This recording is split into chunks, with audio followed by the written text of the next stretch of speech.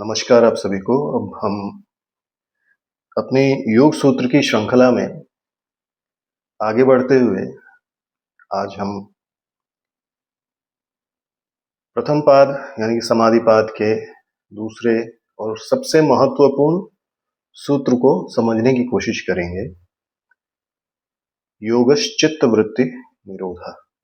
आज से करीब 35 साल पहले जब मैंने इस सूत्र को पहली बार पढ़ा तो शायद इसी सूत्र ने कहीं ना कहीं एक नींव रखी और इस मार्ग पर आगे बढ़ने की प्रेरणा भी देता रहा।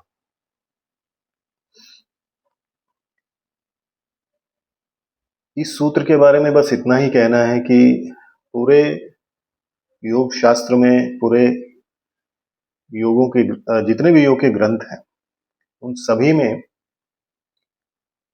आप देखेंगे कि योगश्चित्त वृत्ति निरोध को ही समझाने का प्रयास किया गया है अलग अलग तरीके से। तो आइए हम समझते हैं। तो योग सूत्र का यह दूसरा सूत्र इतना केंद्रीय क्यों माना जाता है, इतना आवश्यक, इतना केंद्रीय, इतना सेंट्रल, इतना आवश्यक क्यों माना जाता है? तो महर्षि पातंजलि का यह दूसरा सूत्र समाधिपाद का योगश्चित्त वृत्ति निरोध संपूर्ण योग दर्शन का हृदय है।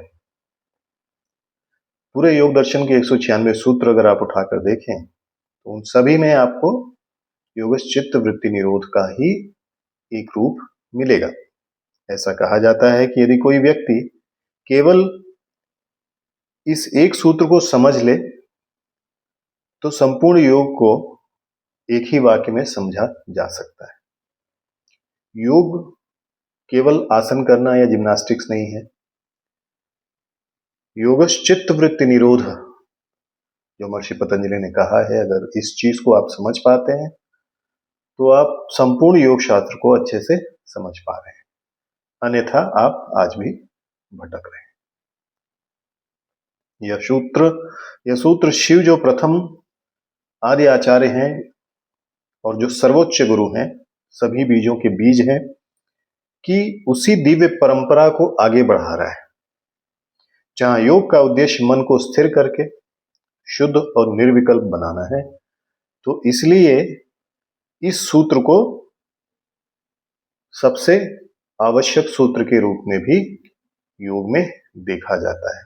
भले ही अपनी अल्प बुद्धि से हम इसको बहुत ज्यादा ध्यान नहीं देते, लेकिन आप अगर समझेंगे तो योग क्या है, चित्त क्या है, वृत्ति क्या है, निरोध क्या है, अगर आप इन सभी शब्दों को अलग अलग संधि विच्छेद करेंगे तो आपको समझ में आएगा कि संपूर्ण योग शास्त्र इसी सूत्र में है। तो शब्द विश्लेषण के अनुसार योगश्चित्त वृत्ति निरोध का अर्थ क्या हुआ, आइए समझते हैं। तो पहला शब्द क्या है? पहला शब्द है योग। तो योग शब्द युज धातु, संस्कृत के युज धातु से बना हुआ है, जिसका अर्थ है जुड़ना, मिलना, एकत्व, संगठन या फिर समाधि। यहां पर हम समाधि को ही लेकर चलेंगे क्योंकि योग और समाधि में कोई भी अंतर नहीं है। समाधिष्ठ किसके प्रति होंगे? अपने आत्म के प्रति, परमात्मा के प्रति। तो योग शब्द का अर्थ एक ये भी हो सकता है कि आत्मा से परमात्मा का एकाकार हो जाना अपनी चेतना में। अब अगला शब्द आता है चित्त। तो चित्त जो है वह मन बुद्धि अहंकार का संयुक्त आंतरिक उपकरण है। मन, बुद्धि और अहंकार का संयुक्त एकजुट होकर जो आपका आंतरिक उपकरण है वह है चित्त। अब चित्त की वृत्तियां क्या हैं? वृत्तियां चित्त की गतिविधियां, तरंगे, उतार चढ़ाव या चित्त का स्वभाव है। तो चित्त के अंदर जो भी मनस बुद्धि अहंकार के अंदर जो भी गतिविधियां होती हैं, जो भी इसका स्वभाव होता है, तरंगे उठती हैं, उतार चढ़ाव होता है, उसी को हम वृत्ति के रूप में समझते हैं। निरोध का अर्थ होता है रोक देना, संपूर्णता के साथ रोक देना, क्षीण कर देना, शांत कर देना या विलीन कर देना। यहां पर सभी चित्त की वृत्तियां शांत हो जाती हैं, कोई भी उपद्रव कहीं पर भी नहीं देखा जाता। तो इस प्रकार सूत्र का शाब्दिक अर्थ क्या हुआ? योग वह अवस्था है जिसमें चित्त की सभी वृत्तियां पूर्णतः शांत हो जाती हैं। योग वह उच्चतम स्थिति है जहां पर चित्त की सभी वृत्तियां, जितनी भी वृत्तियां हैं, वह पूरी तरह से शांत हो जाती हैं। तो अब हम जब यहां तक इस सूत्र को समझ चुके हैं कि हाँ, योग वह उच्चतम अवस्था है जहां पर चित्त की सभी वृत्तियां पूरी तरह से शांत हो गई, तो हमें अब ये सोचना है कि महर्षि पतंजलि के इस बताए हुए ग्रंथ में या योग मार्ग में इस सूत्र की आवश्यकता क्यों पड़ी? यहां पर यह सूत्र उत्पन्न हुआ क्यों? तो महर्षि पतंजलि को नए सिद्धांत के जनक तो है नहीं, कोई नई चीज नहीं बता रहे हैं, जो पहले से चली आ रही है उसी को क्रमबद्ध तरीके से आपको बता रहे हैं। योग भारत में हजारों वर्षों पुरानी परंपरा रही है और उसको व्यवस्थित रूप में देने वाले महर्षि पतंजलि। तो उनकी सोच इस सूत्र को देने के ऊपर, तो जब हमें मालूम है कि महर्षि पतंजलि ने जो शिव योग परंपरा रही है उसी को और ज्यादा व्यवस्थित करके हमें दिया है, तो उनके मन में ये कुछ विशेष बिंदु रहे होंगे जिसके चलते उन्होंने इस सूत्र को यहां पर रखा। तो पहला है, उनके मन में आया होगा कि जो मन है, मन ही दुख का मूल कारण है। अब यह बात महर्षि पतंजलि से अधिक कोई नहीं समझ सकता, क्योंकि वह आत्मज्ञानी है। तो उनको पता है कि आने वाली सदियां, आने वाला जो संसार होगा उसमें किस तरह के लोग होंगे और क्या क्या चीजें होंगी। तो शायद इस चीज को भी ध्यान में रख के उन्होंने रखा कि मन ही दुख का मूल कारण है, दुख मन की तरंगों से पैदा होता है। मन में अगर कोई विक्षेप हो, कोई तकलीफ हो, तो दुख वहीं से शुरुआत होती है उसकी। दूसरा है, मोक्ष मन के स्थिर होने से मिलता है। तो योग सूत्र में बहुत साफ साफ हम समझ पाते हैं कि जब आपका मन स्थिर हो जाता है, चित्त वृत्ति निरोध हो जाता है पूरी तरह से, तभी मोक्ष मिल सकता है। तो जहां मन शांत है वहां शिव स्वरूप का बोध अपने आप प्रकट हो जाता है। तो मन का शांत होना बहुत आवश्यक है आपके आत्म साक्षात्कार या ब्रह्म साक्षात्कार। फिर तीसरी बात उन्होंने जरूर सोची होगी कि मन का उद्देश्य मन का प्रबंधन है। शरीर प्राण इंद्रियों का प्रशिक्षण केवल साधन है, लक्ष्य नहीं है। लक्ष्य कुछ और है जो आत्मिक है। और सबसे सर्वोच्च अवस्था जो है यह भौतिकवाद नहीं है, समाधि है। तो जहां चित्त पूर्णतः निरुद्ध होकर शुद्ध चेतना में विलीन हो जाता है और केवल उस शुद्ध चेतना को ही आप चारों तरफ निर्भाषित देख रहे होते हैं। तो यहां पर समाधि से बढ़कर कोई भी अवस्था महर्षि पतंजलि नहीं मानते। तो इन बिंदुओं को रखकर हो सकता है ये सारी चीजें उनके मन में आई होंगी, जिसके चलते उन्होंने इस सूत्र को यहां पर रखा। तो आइए अब समझते हैं कि महर्षि वेदव्यास के अनुसार चित्त क्या है।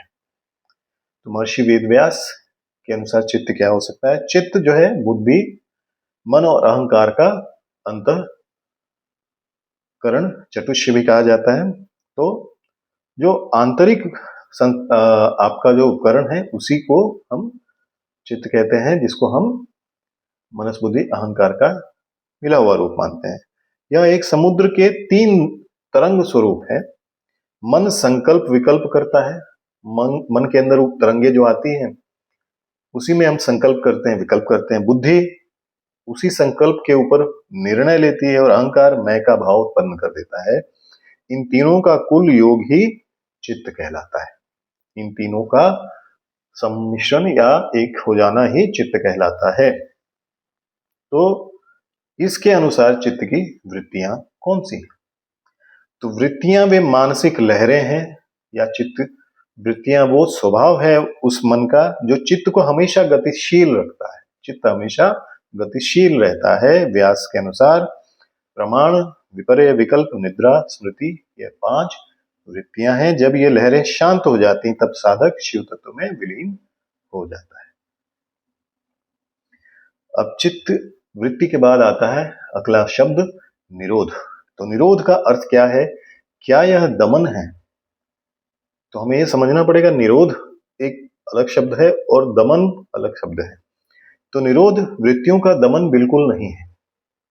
जो आपके मन के अंदर तरंगे उत्पन्न हो रही हैं, मन के अंदर जो स्वभाव और उसके बाद जो चीजें हो रही, तरंगे उत्पन्न हो रही, उसका दमन करना नहीं है, बल्कि उनके स्वभावगत शांत होने का एक बहुत बड़ा विज्ञान है।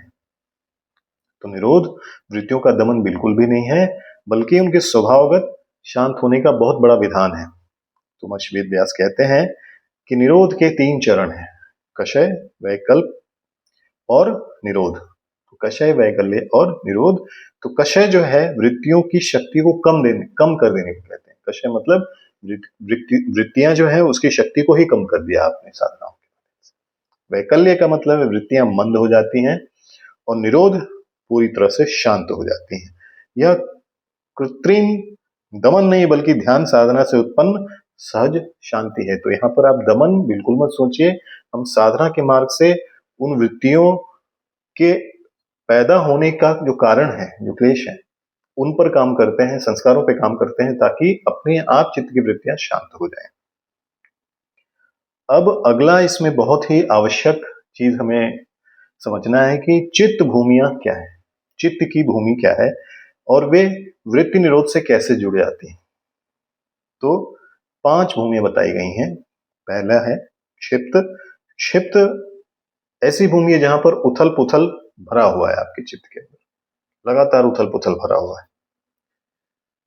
इंद्रियों पर पूर्ण नियंत्रण बिल्कुल भी नहीं है, और वासना और विक्षेप प्रधान रूप से आपके अंदर विद्यमान है।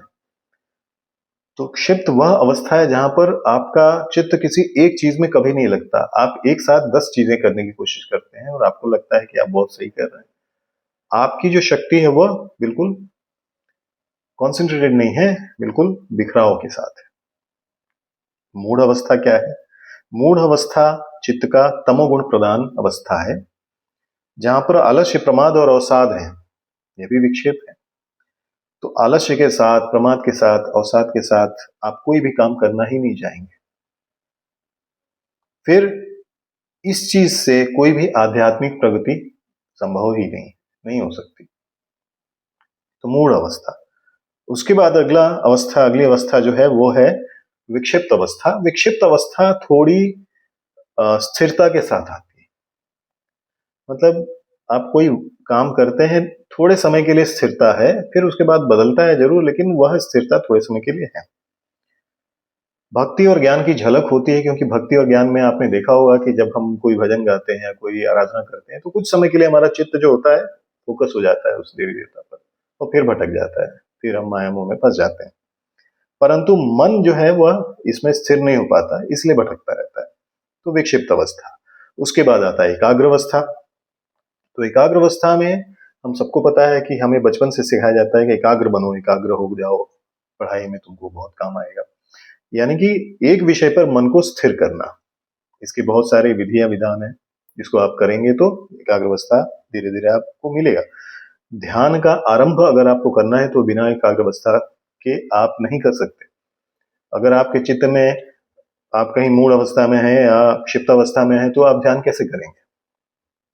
तो इसलिए ध्यान की अवस्था या आरंभ होने के लिए भी एकाग्र अवस्था आवश्यक है। और यहां पर वृत्तियां नियंत्रित हो जाती हैं, चित्त की सारी वृत्तियां पूरी तरह से नियंत्रित हो जाती हैं। और अंतिम है निरुद्धावस्था। चित्त स्वतः शांत हो जाता है, उसमें सारे उपद्रव शांत हो जाते हैं, सारे तरंगे शांत हो जाती हैं, समाधि या शिव तत्व का अनुभव होने लगता है। तो शून्यता, शांतता में ही सब कुछ है, और वृत्ति निरोध केवल एकाग्र और निरोध या निरुद्ध चित्त में ही संभव है। तो वृत्ति निरोध जिसको हम कह रहे हैं चित्त वृत्ति निरोध, वह केवल और केवल अंतिम एकाग्र या निरुद्ध चित्त में ही संभव है। तो चित्त भूमि कैसे वृत्ति निरोध की सीढ़ियां बनती हैं? चित्त भूमि जो है वृत्ति निरोध की सीढ़ियां कैसे बनती हैं? तो वृत्ति कौन कौन सी? प्रमाण है, विपर्यय, विकल्प, निद्रा, स्मृति। प्रमाण क्या है? शुद्ध जो ज्ञान हम आपसे मैं अभी बात कर रहा हूं, ये प्रमाण है, आपके सामने हो रहा है। विपर्यय मिथ्या ज्ञान, जो भी गलत ज्ञान है गलत चीजें आपको बताई जाती हैं वो विपर्य है। विकल्प यानी कि आप इमेजिनेशन करते हैं, ख्याल कि ऐसा होगा तो ऐसा होगा, या सोच लेते हैं कि आप ये बन गए बिना कुछ किए। निद्रा जो है, निद्रा का अर्थ है कि नींद, और स्मृति इन सभी वृत्तियों से जो मिलता हुआ ज्ञान है आपको मिल रहा है याददाश्त के रूप में, वह स्मृति है। तो यहाँ यह समझना है कि चित्त की भूमियां कैसे वृत्ति निरोध की सीढ़ियां बनती हैं। तो क्षिप्त अवस्था के बाद मूढ़ अवस्था, मूढ़ अवस्था के बाद विक्षिप्त अवस्था, विक्षिप्त के बाद आता है आपका एकाग्र अवस्था, और फिर निरुद्धावस्था। यह क्रम ऐसा है जैसे एक अशांत नदी धीरे धीरे शांत झील में परिवर्तित हो जाती है। तो हो सकता है कि मूढ़ अवस्था हो सकता है कि क्षिप्त अवस्था हो, इन दोनों अवस्थाओं में कहीं भी हो सकते हैं आप। लेकिन आपको शुरुआत अगर योग की करनी है तो आपको विक्षिप्त अवस्था से शुरू करनी पड़ेगी, क्योंकि अगर आप थोड़ा बहुत ध्यान लगा पा रहे हैं तो आपके लिए आसान हो जाता है एकाग्र और विरुद्ध अवस्था। नहीं तो उसके बावजूद भी आप अगर मूढ़ अवस्था में हैं तो भी आप साधना शुरू कर सकते हैं, क्षिप्त अवस्था में वहां भी साधना कर सकते हैं और आगे उसमें सफलता प्राप्त कर सकते हैं। तो इसलिए बहुत आवश्यक है कि हम आगे बढ़ सकें, उसके लिए हमें उसका ज्ञान होना चाहिए। तो क्षिप्त अवस्था में कोई भी योग नहीं कर सकता। अगर आप ये सोचते हैं कि आप एक साथ 10 काम करेंगे और उसके साथ योग साधना भी करेंगे तो नहीं हो सकता, ये बिल्कुल भी पॉसिबल नहीं है। दूसरा है, मूढ़ में साधक को तमस से मुक्त होना पड़ता है। तो मूढ़ अवस्था में तमस प्रधान है तो साधना कैसे होगी, नहीं हो सकती। विक्षिप्त में साधक भक्ति ध्यान द्वारा प्रयास कर सकता है। तो मैंने आपको बताया कि विक्षिप्त अवस्था वह अवस्था है जहां पर आपका चित्त थोड़े समय के लिए बंधता है कहीं पर। तो ध्यान से या भक्ति साधना से या ज्ञान से या सत्संग से अगर चित्त बंध रहा है तो उसको और बढ़ाइए और बढ़ाइए, ताकि आप आगे एकाग्र अवस्था की तरफ बढ़ सकें। एकाग्र में योग वास्तविक रूप ले लेता है। जैसे ही आप एकाग्र अवस्था में आते हैं तो योग अपने वास्तविक रूप में आ जाता है एकाग्र अवस्था में, और फिर निरुद्ध अवस्था में योग आपसे सिद्ध हो जाता है। तो अंततः साधक शिव चैतन्य स्वरूप में विलीन होकर आगे बढ़ जाता है। अब आइए महर्षि वेद व्यास की इन ज्ञान भरी बातों के बाद हम आगे बढ़ते हुए समझते हैं कि आदि शंकराचार्य का मत क्या है। आदि शंकराचार्य कहते हैं कि चित्तवृत्ति निरोध के बिना आत्मबोध असंभव है। अब आप सोच लीजिए कि हम आत्मबोध की बात कर रहे हैं, कैवल्य की बात कर रहे हैं, या फिर आत्म साक्षात्कार की बात कर रहे हैं, तो चित्तवृत्ति निरोध के बिना आत्मबोध असंभव है। उनके अनुसार जब चित्त शांत हो जाता है तब आत्मा का प्रकाश स्वयं प्रकट हो जाता है। तो यहाँ पर आप देखेंगे जो समाधि का की परिभाषा दी गई है वह काफी मिलती जुलती है। हाँ, तो जब चित्त ही शांत हो जाता है, निरुद्ध अवस्था में होता है, तभी शिव तत्व में आप विलीन हो सकते हैं या फिर आत्मा का प्रकाश आप अनुभव कर सकते हैं। योग निरोध का मार्ग है, ज्ञान आत्मस्वरूप का अनुभव है। दोनों मिलकर मोक्ष की सिद्धि कर देते हैं। तो योग क्या है, निरोध का मार्ग है, और ज्ञान क्या है, आत्मस्वरूप का अनुभव।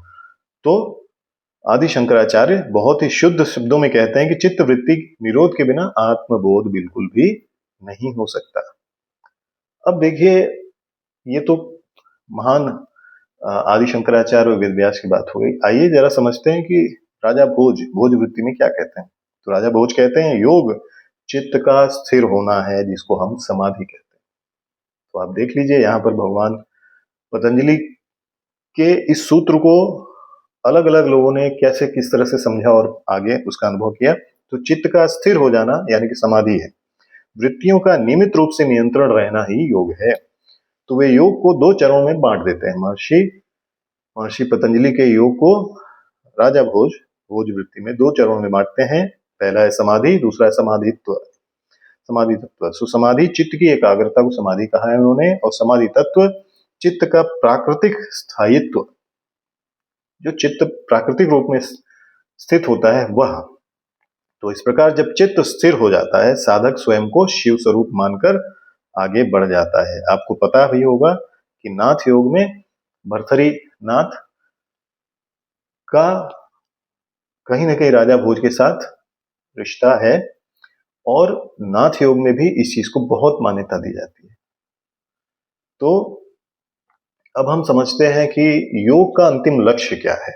योग के अनुसार महर्षि वेद व्यास या और भी जितने भी ऋषि मुनि हुए उनके अनुसार योग का अंतिम लक्ष्य है क्या।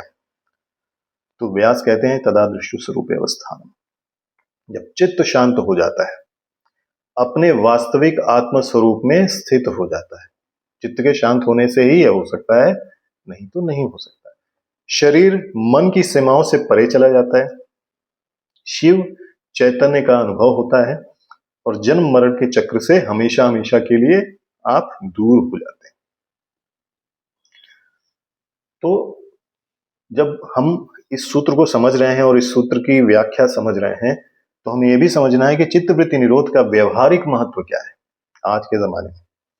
तो जब चित्त की वृत्तियां शांत हो जाती हैं तो आपके जीवन में क्या होता है, तनाव घट जाता है। तनाव घट जाता है तो सारी बीमारियां आपको पता है आज तनाव के चलते ही हो रही हैं, उनसे आपको मुक्ति मिलती है। फिर भावनात्मक संतुलन आपको मिल जाता है। भावनात्मक संतुलन आप समझ सकते हैं कि आज संसार में जितनी भी परेशानियां हो रही हैं कि मैं बड़ा या तू छोटा, या तू छोटा या मैं बड़ा, वहां पर भावनाएं ही प्रधान है। तो भावनात्मक संतुलन का होना बहुत आवश्यक है। फिर निर्णय शक्ति बढ़ जाती है। निर्णय शक्ति की सही निर्णय सही समय पर लेना जो समाज कल्याण के लिए बहुत आवश्यक है, निर्णय शक्ति बढ़ जाती है। स्मृति तेज हो जाती है। तो स्मृति, आप कोई भी चीज आपके सामने से निकल जाए या आपने एक बार सुन लिया तो हमेशा आपके साथ रहता है। ध्यान जो है वो गहरा हो जाता है, एकदम गहनतम हो जाता है, अधिक आध्यात्मिकता प्रकट हो जाती है। तो चित्तवृत्ति निरोध का व्यवहारिक ज्ञान यह है कि तनाव समाप्त हो जाता है, जीवन सफल बन जाता है। तो आप ये सोचिए कि अगर चित्तवृत्ति निरोध किया जाए तो आगे हम किस तरह से बढ़ सकते हैं। तो क्या बिना वृत्ति निरोध के योग संभव है, यह एक बहुत बड़ा प्रश्न है। क्योंकि लोगों को लगता है कि केवल आसन कर लेने से या ट्विस्टिंग टर्निंग कर लेने से योग हो जाएगा। तो बिल्कुल भी नहीं है। चित्तवृत्ति निरोध के बिना योग संभव नहीं है। तो शरीर आसन प्राणायाम केवल योग का प्रारंभिक हिस्सा है।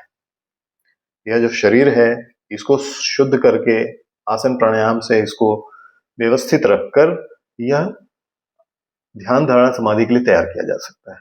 लेकिन शरीर या बहिरंग योग केवल प्रारंभिक अवस्था है। योग का असली लक्ष्य चित्त का रूपांतरण है, ब्रह्म का ज्ञान है, आत्मा का एकाकार है।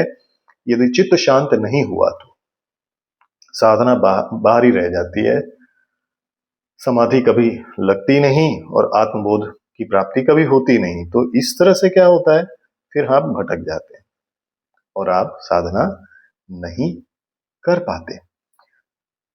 तो अगला प्रश्न ये है कि वृत्ति निरोध साधक के जीवन में कैसे उतरे। अगर आपको चित्त की वृत्तियों के बारे में समझ में आ गया है तो अब आपके मन में यह भी प्रश्न आ रहा होगा कि इन चित्त की वृत्तियों को निरोध करें कैसे। वैसे अगले सूत्र में हम इसको बहुत डिटेल में लेंगे, लेकिन यहाँ बस इतना समझ लीजिए कि निरंतर अभ्यास, वैराग्य, श्रद्धा, वीर्य, स्मृति और समाधि वाली प्रज्ञा के साथ आप इस चित्त वृत्ति के निरोध को प्राप्त कर सकते हैं। तो हमने यहां पर देखा कि भगवान शिव ने सब कुछ दिया है। तो क्या चित्त वृत्ति निरोध शिव भक्ति से भी संभव है? बिल्कुल है, क्योंकि शिव सबसे प्रथम गुरु हैं, आदि आचार्य हैं, परब्रह्म हैं। उनकी उपासना से चित्त स्वाभाविक रूप से शांत हो जाता है, पवित्र हो जाता है, एकाग्र हो जाता है, अंततः उन्हीं में विलीन हो जाता है। तो यह उनके भी भक्ति करके हम प्राप्त कर सकते हैं। तो हमने इस सूत्र में क्या देखा कि योगश चित्त वृत्ति निरोध क्या है, चित्त क्या है, चित्त की वृत्तियां क्या हैं, चित्त भूमि क्या है, उनका आपस में एक दूसरे के साथ क्या मेल मिलाप है, और फिर अगर आप चित्त की वृत्तियों को शांत करते हैं तो आपके जीवन में क्या उत्पन्न हो सकता है, आपका जीवन कैसा हो सकता है। ये बहुत आवश्यक है कि हम अपने जीवन को भी महत्व दें। हमारे जीवन का उद्देश्य क्या है, योग का उद्देश्य क्या है।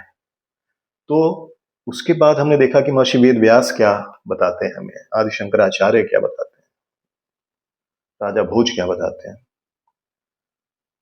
तो मुझे लगा कि हमने इस सूत्र को काफी सरल भाषा में समझाने की कोशिश की है।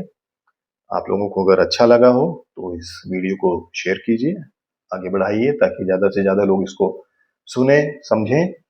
और अगर आपको किसी और टॉपिक पे, योग से, मंत्र से, तंत्र से, दश महाविद्याओं, शक्ति साधनाओं से अगर लगाव है, करते हैं आप, और कोई मार्गदर्शन चाहिए, तो आप बिल्कुल कमेंट सेक्शन में मुझे बता सकते हैं।